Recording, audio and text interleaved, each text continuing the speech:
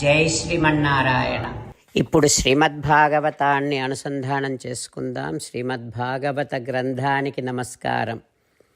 నిగమకల్పతరోర్గళితం ఫలం సుఖముఖాదమృతద్రవ సంయుతం పిబత భాగవతం రసమాలయం ముహురహో రసికా భువి భావుకాః. శ్రీసుఖయోగీంద్రుల వారికి నమస్కారం. యం ప్రవ్రజంతమనుపేతమపేతకృత్యం ద్వైపాయనో విరహకాతర ఆజుహావ పుత్రేతి తన్మయతయా తరవోభినేదుః తం సర్వభూతహృదయం మునిమానతోస్మి. నరనారాయణులకు, చతుర్ముఖ బ్రహ్మకు, సరస్వతీదేవికి, వ్యాసమహర్షుల వారికి నమస్కారం. నారాయణం నమస్కృత్య నరం చైవ నరోత్తమం దేవీం సరస్వతీం వ్యాసం తతో జయం ఉదీరయేత్. శ్రీమద్భాగవతము ద్వితీయ స్కంధములో సూతమహాముని శౌనకాది మహర్షులకి తెలియచేస్తూ ఉన్నాడు. ఓ మహర్షులారా, శ్రీసుఖ యోగీంద్రుడు పరీక్షిన్నరేంద్రుడికి ఈ రకంగా చెబుతూ ఉన్నాడు. ఓ పరీక్షిన్నరేంద్ర, నారదుల వారికి చతుర్ముఖ బ్రహ్మ సృష్టి క్రమాన్నంతటిని కూడా ఈ రకంగా వివరిస్తూ ఉన్నాడు. ఓ నారద, మహత్తత్వములో నుంచి అహంకారతత్వము ఏర్పడుతుంది. అయితే సత్వగుణము అధికముగా ఉన్నటువంటి అహంకారతత్వానికేమో సాత్వికాహంకారమని, దానినే వైకారికము అని కూడా పిలుస్తారు. ఇక తమోగుణము అధికముగా ఉన్నటువంటి అహంకారతత్వానికి తామసాహంకారమని పిలుస్తారు. దానినే భూతాది అని కూడా పిలుస్తారు. రజోగుణము అధికముగా ఉన్నటువంటి అహంకారతత్వానికి రాజసాహంకారము అని పిలుస్తారు. నారదా, సాత్వికాహంకారం ఏం చేస్తుందంటే జ్ఞానాన్ని కలిగిస్తుంది. జ్ఞానాన్ని కలిగించేటటువంటి ఇంద్రియాలను వెలుపలికి తీసుకొస్తుందన్నమాట. తామసాహంకారమేమో ద్రవ్యాలను ఏర్పరుస్తుంది. దానివల్లనే ఈ మహాభూతాలన్నీ ఏర్పడతాయి. ఇక రాజసాహంకారము, సాత్వికాహంకారము ఈ రెండు కలిస్తే క్రియాశక్తి, ప్రజ్ఞాశక్తి ఏర్పడతాయి. నారదా, తామసాహంకారములో నుంచి ద్రవ్యాలు, మహాభూతాలు ఏర్పడతాయి అని కదా చెప్పాను. దానికే భూతాది అని పేరు. ఈ తామసాహంకారములో నుంచి శబ్దం పుడుతోంది. అయితే దాని ద్వారా ఆకాశం పుడుతుంది. ఈ శబ్దమే శాస్త్రరూపముగా వస్తుంది. నారదా, ఈ శాస్త్రము చూచేవారు, చూడబడేటటువంటి వస్తువు అనేటటువంటి భేదాన్ని తెలియచేస్తుంది శాస్త్రం. ఈ రకంగా ఆకాశము అనేటటువంటి భూతము తామస అహంకారములో నుంచి వచ్చి అది రూపాంతరము చెందటం వల్ల స్పర్శ అనేటటువంటి గుణము కలిగిన వాయువుగా జనిస్తుంది. నభసోధ వికుర్వాణాత్ అభూత్ స్పర్శ గుణోనిలః.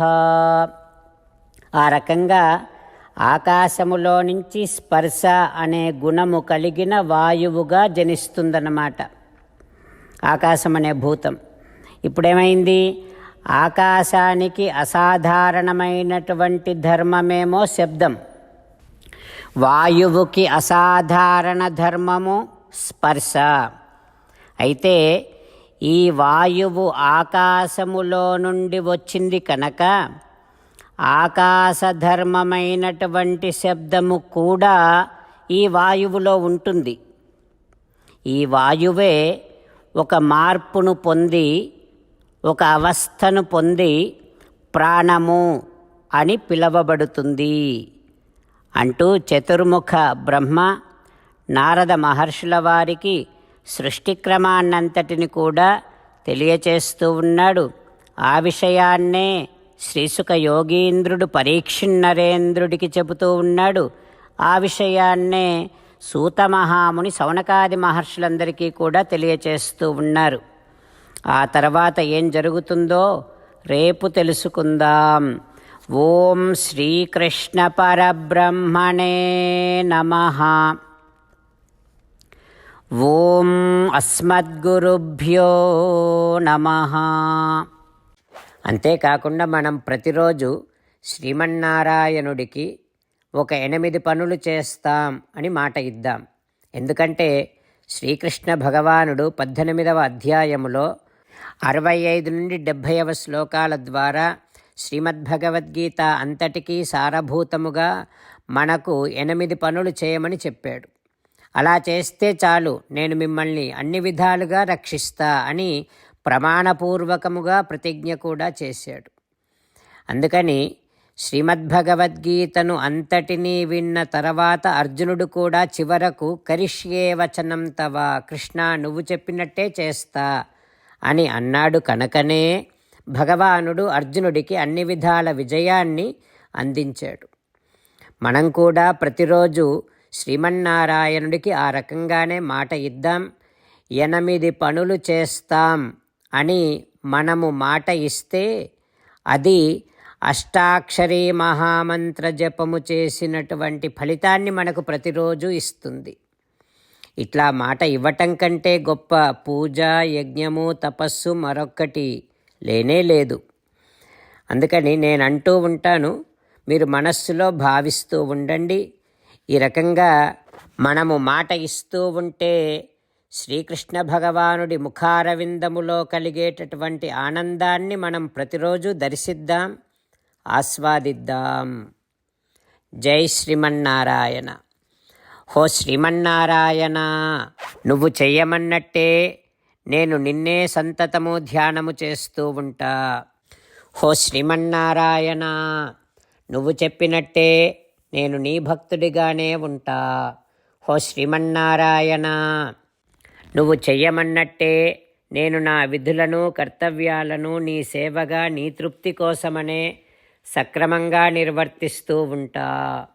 హో శ్రీమన్నారాయణ, నువ్వు చెప్పినట్టే నేను నీవాడిని అనే మహావిశ్వాసముతో నీకే నమస్కరిస్తూ ఉంటా. హో శ్రీమన్నారాయణ, మామేకం శరణం వ్రజ, నన్ను ఒక్కడిని మాత్రమే శరణు వేడుకో అని నువ్వే అన్నావు కనుక నేను నిన్ను ఒక్కడిని మాత్రమే శరణు వేడుకుంటా.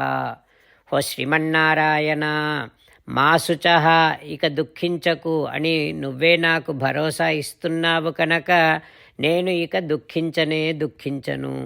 హో శ్రీమన్నారాయణ, నువ్వు చెప్పినట్టే నువ్వు నా కోసమని అనుగ్రహించినటువంటి శ్రీమద్భగవద్గీతను ప్రతిరోజు కనీసము 1 శ్లోకాన్నైనా జ్ఞాపకం చేసుకుంటూ శ్రీమద్భగవద్గీతను అనుసంధానము చేస్తూ ఉంటా. హో శ్రీమన్నారాయణ, నువ్వు చెప్పినట్టే నువ్వందరి కోసమని చెప్పినటువంటి శ్రీమద్భగవద్గీతను తెలియని భక్తులందరికీ తెలియచేసే నా వంతు ప్రయత్నాన్ని నేను నిరంతరము కొనసాగిస్తూనే ఉంటా.